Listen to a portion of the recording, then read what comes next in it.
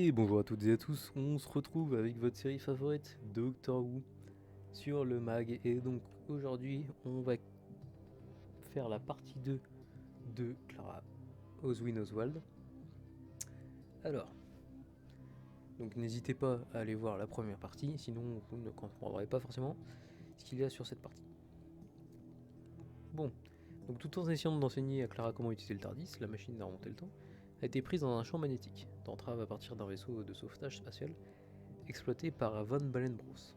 Une future version du Docteur est arrivée à travers une faille temporelle, jetant son cadeau, une télécommande magnogramme avec Big Friendly Button marqué dedans pour arrêter le magnogramme du navire. Après que le Docteur ait appuyé sur le bouton, le TARDIS a disparu, échappant au Van Balens et empêchant sa panne de moteur. Le Docteur dit à voix haute que 2 jours avaient été comprimés en l'espace d'un. Le Docteur a demandé à Clara si elle se sentait en sécurité en voyageant avec lui. Et après une longue conversation, elle a admis que oui. Dans une chronologie alternative, cependant, le TARDIS a été capturé avec succès par les frères Van Balen, provoquant la fuite du TARDIS, du passé et du futur. Dans la confusion, le Docteur a réussi à sortir du TARDIS, tandis que Clara a fini par se perdre à l'intérieur, sa main brûlée par le métal brûlant la télécommande magnogramme qui était mystérieusement apparue dans le TARDIS et a roulé vers elle peu de temps avant qu'elle ne soit séparée du Docteur. À l'intérieur, elle a voyagé à travers les chambres du TARDIS, fuyant un zombie temporel, menaçant de la blesser. Elle a finalement arrivé à la bibliothèque du TARDIS et s'y est cachée. Elle a lu un livre intitulé L'histoire de la carte du temps et a découvert le vrai nom du Docteur. Elle a continué à voyager à l'intérieur, arrivant finalement dans un écho de la salle de contrôle. Elle a été emmenée dans une autre salle d'écho et a retrouvé le Docteur, rencontrant Bram et Tricky Van Balen.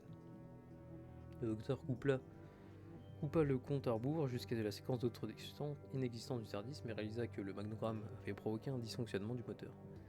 Sur le chemin du centre du TARDIS, les 4 ont continué à fuir le zombie du temps et ont atteint la salle du cloître, où ils ont découvert ce qu'étaient vraiment les zombies du temps, eux-mêmes.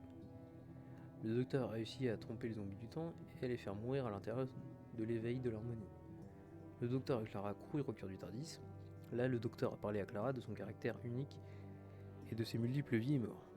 Le Docteur découvrit que les marques de brûlure sur la main de Clara avaient formé les mots Big Friendly Button.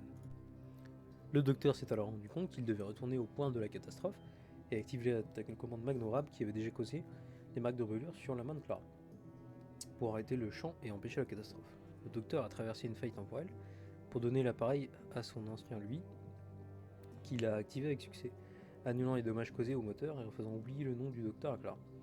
Le Docteur ne voulait pas que Clara parte à la recherche de son nom car un secret important y était lié. Après le voyage du Yorkshire, le Docteur a ramené Clara au XXIe siècle dans sa maison de famille de Maitland. En JRT, les enfants dont elle s'occupait ont trouvé de photos de ses aventures avec le Docteur sur un ordinateur portable et ont découvert qu'elle était une voyageuse du temps. En parcourant les photos, Clara a vu une de ses vues antérieures, Clara Oswald, dans le Londres victorien. Réalisant que son apparence physique et l'endroit où la photo eut lieu étaient différents, Clara a commencé à soupçonner que quelque chose n'allait pas. Avant qu'elle ne puisse entièrement assimiler cette pensée, les enfants l'ont supplié de les emmener à l'aventure. Sinon, ils diraient à leur père que leur nounou était une voyageuse dans le temps. Clara, faute de choix, accepta. Le Docteur emmena Clara, Artie et Angie dans le parc à thème abandonné Edgewick's Wolf of Wonder, où Angie et Artie furent emmenés par les Cybermen, qui avaient été réveillés de leur tombe après avoir été présumés éteints depuis longtemps. Le Docteur mit Clara en charge du peloton de punition pour combattre les Cybermen, et il commença une partie d'échecs pour mettre fin à la passe sur son esprit avec le cyberplanaire Monsieur Cleaver. Le Docteur a libéré les enfants en échange d'une des pièces d'échecs et a utilisé les ressources locales pour arrêter les Cybermen. L'empereur a disparu, Lunden Nimrod, Kendrick Cord Longstaff XLI s'est révélé être leur ami de petite taille Porridge et a activé la bombe destructrice de planète.